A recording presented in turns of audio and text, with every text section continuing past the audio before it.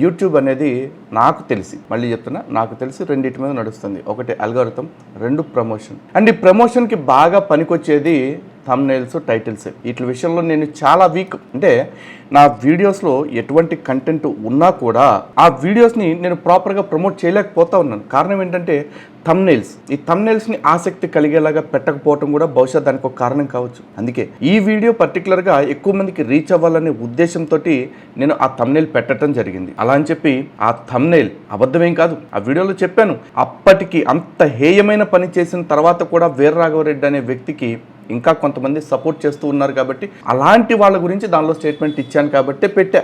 And yes, మీకు views ఇంపార్టెంటా అంటే views ఇంపార్టెంటే. వ్యూసే రానప్పుడు నేను ఈ వీడియో చేసే ప్రయోజనం ఏంటి? నేను మాట్లాడే మాట, నేను చెప్తున్న వాస్తవాలు ప్రజలు ఎక్కువ మందికి తెలియాలి కదా. తెలియాలి కాబట్టి అట్లాంటివి అప్పుడప్పుడు చేయాల్సి ఉంటుంది. అంతేగాని థంబ్నెయిల్ చూసి పిసికేసుకుని లేకపోతే పోస్టర్ చూసి సినిమా కథ ఊహించుకునే బ్యాచ్ ఎవరైనా ఉంటే మనం ఏం చేయలేం.